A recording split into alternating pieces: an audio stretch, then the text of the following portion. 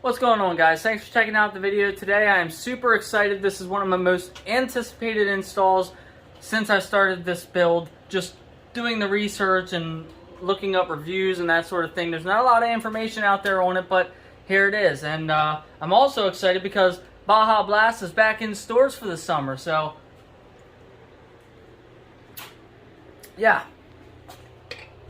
There's that. Let's check this thing out. Got it cut open.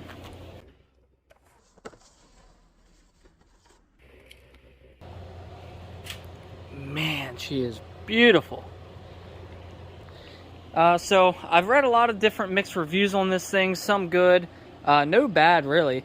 Some were like, eh, and then other people were like, oh my god, it's crazy. So I'm going to show you guys this real quick. This is from my tuner, Ron Watson, over at Phatbotti Tuning, and I just wanted to show you this because this proves that the weight of the drive shaft alone frees up some wheel horsepower, less rotational mass, that sort of thing. But this is visual proof. This was a PST drive shaft, which is actually a little bit heavier than the one that I bought from Driveshaft shop. So it's going to be a little bit lighter and maybe a little bit more power out of it. Usually when I drive this car, it's on windy back roads and I'm just whipping in and out of corners, and that instant acceleration or that twisty feel, a lot of people say the drive shaft has give to it, so being carbon, and it'll twist when you accelerate and then kind of unwind itself and shoot you forward like a slingshot. I've never ridden in a car with a carbon drive shaft, so I have no idea what that's about, but I'm gonna put this thing in and we'll get to it. Alright, so I really am not 100% sure what all is gonna have to come out. But just for starters, when you're under the car, there's going to be 4 12mm bolts holding the shield in. There's 1, 2, 3, and 4. Here we go. I'm going to go ahead and take the rear and the carrier out now. This carrier looks like it's got, that's probably a 14. I don't know how or why, but that bolt looks rounded off from the factory. I haven't touched this thing. But 14, 14, and then this should get loose and pop down. Alright, so I got the carrier off. Now I just got to take these bolts out, or the studs. Just take the nuts off the studs. There's 4 of them, 12mm. I couldn't get to the top left bolt here, so I had to lift the car up so I can spin the drive shaft. Car's in neutral, e-brake's off. Kind of sketchy.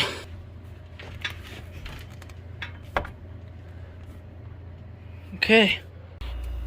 Alright, so I got all 4 bolts out of that thing. Now I got to scoot up to the front and pop that sucker out of the transmission. Alright, we're good. I'm going to be honest with you guys, so far this is going really smooth. Oh, I shouldn't have said that. We are about 10-15 minutes in, so it's really not taking long at all so far. I will say this, the new bolts didn't come with nuts, so I'm going to go check out those bolts and see, but they didn't come with nuts. Here's the new drive shaft. Alright, so there's our old 2-piece shaft versus the new shaft. And yeah, so I'm going to go ahead, slide that sucker into the transmission. And first things first, I want to check out these bolts. Here is our stock stud and nut. I couldn't find a lot of information on this. A lot of the people that did this had STIs, but they said that they had to drill out the stock differential basically to fit the new bolts, because they came with 10mm bolts, but in this case they don't. Here's the new bolts that came with it, and all it does is have an Allen key so you can torque it down. So you have to reuse your stock nuts and your stock lock nuts or lock washers and put it on that way. That way, once it starts getting tight, you can take your Allen key or whatever in there and get it nice and tight. Because the stock piece here has a flat spot on the stud to keep the stud from spinning once you put it in a certain way. But the new ones don't have that feature, and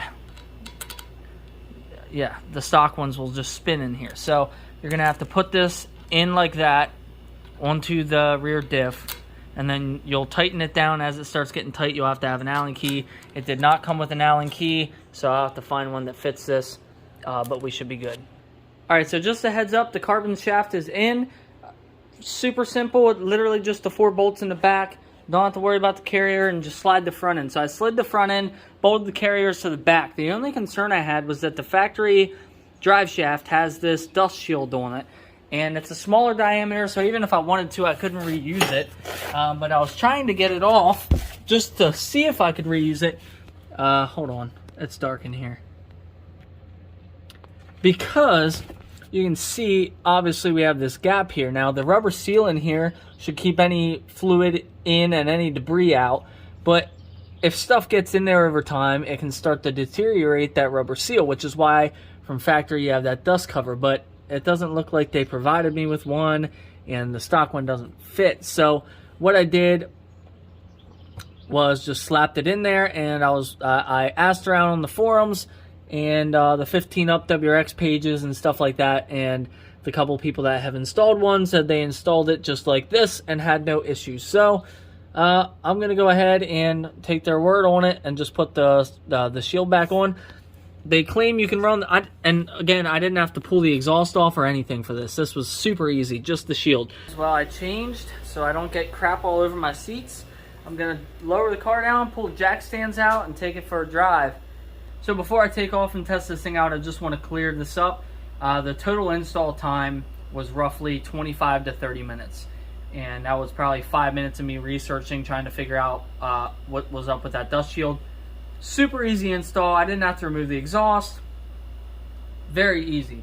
That was the one good thing about it. So if this thing's noticeable, it'll be great. A lot of the reviews say that one of the things that's nice about it is it smoothens up the drivetrain because you don't have that carrier in the middle. It's a one piece instead of two. And it also quiets down the interior noise because it's less movement. So we'll see. I have solid mounts on this thing, so I don't know if it's really going to make it sound any more quiet. But I'll definitely know if it feels smoother right off the bat, hopefully. Alright, this is going to be the first real test. I turned the stabilization off, so the camera might be a little bit shaky, but I just wanted to make sure I captured everything, because sometimes when I'm driving, I'll get too close to my face, and then that's all you see, so. Okay. Feels about the same.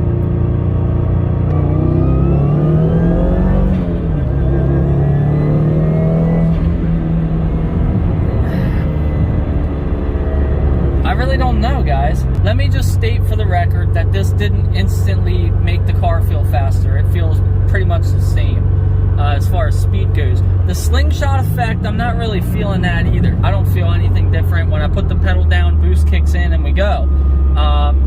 The slingshot effect, if anything, is just boost lag, which this car doesn't have a lot of, so I'm not feeling any difference there.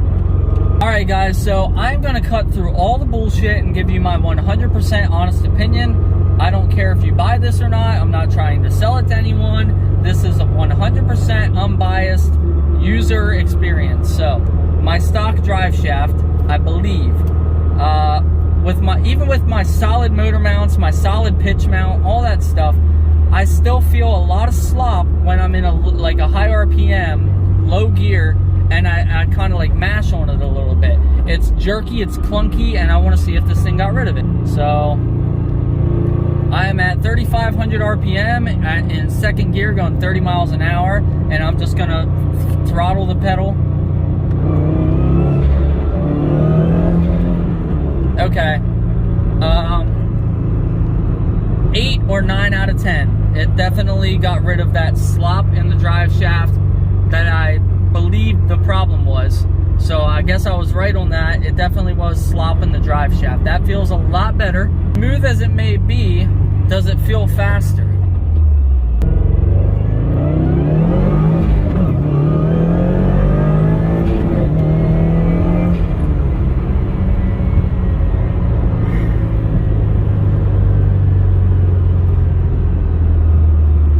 I really don't know. It doesn't feel, I wouldn't say it feels faster by any means.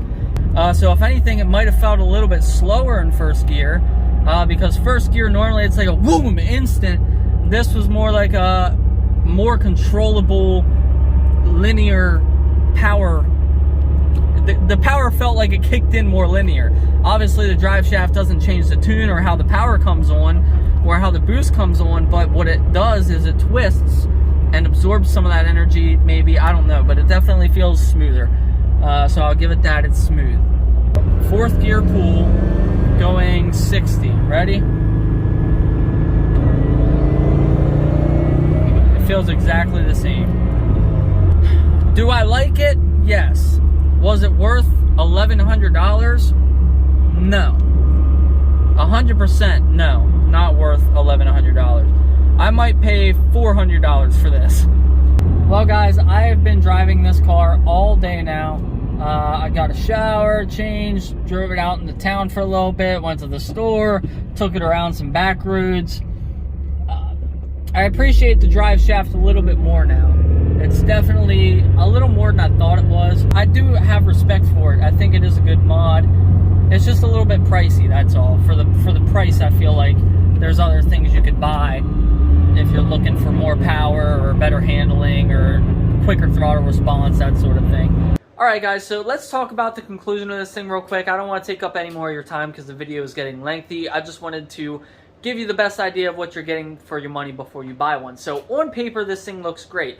800 horsepower, 800 wheel horsepower capabilities, not to mention the extra 10 to 20 wheel horsepower depending on the current power level of your car and that sort of thing. On each, you know, it might be different on different dynos, but you can expect anywhere between 10 and 20 wheel horsepower with this mod. On a stock car, it might be a little more noticeable. On a modded car, not so much, but the extra horsepower capability is great because I doubt the stock Driveshaft is going to be very happy at 800 wheel horsepower if you ever get there. I will say, here's the 3 main things that I noticed that it helps with, and you can determine based off of this whether or not it's for you. Number 1, low speed cruising in a low gear. So going through a parking lot, you know, just barely coasting through a parking lot or something like that. With a stock car, it just kind of, you know, lurches, and it's treacherous. But with this, it smooths that out a lot. It still does it a little bit, but it smooths that out a lot, and definitely helps with that. The biggest thing I noticed is how smooth it is when shifting or accelerating. It takes away some of the violence from like a first gear pull. It smooths that out a little bit. Shifting from first to second and slamming it into second gear, you can slam it as hard as you want and it still feels smooth. You can kick the clutch, you can do whatever you want, and it really does smooth out the drivetrain kick that you get, which is a good thing. Number 3 would be the acceleration out of corners, and from a stop I didn't really notice it, but like going around a corner, I've noticed that it does have that extra little bite to it. Like when you're coming out of a corner and you start gunning it again, and you're on your way out of the corner and you start putting the pedal down, I feel like the power just hits a little bit earlier than it used to. But I wouldn't say $1,000 to $1,300 more power acceleration. I'd spend the money somewhere else. But it is still a cool mod, and if you, like I said, if you're running out of things to do or you're just trying to squeeze out every last horsepower, it's an acceptable mod. That's it, guys. I appreciate you watching the video, and I hope this was helpful to you. Super easy install, by the way, as I said, so just the price. But anyways, I'll see you guys in the next video. Thanks for watching.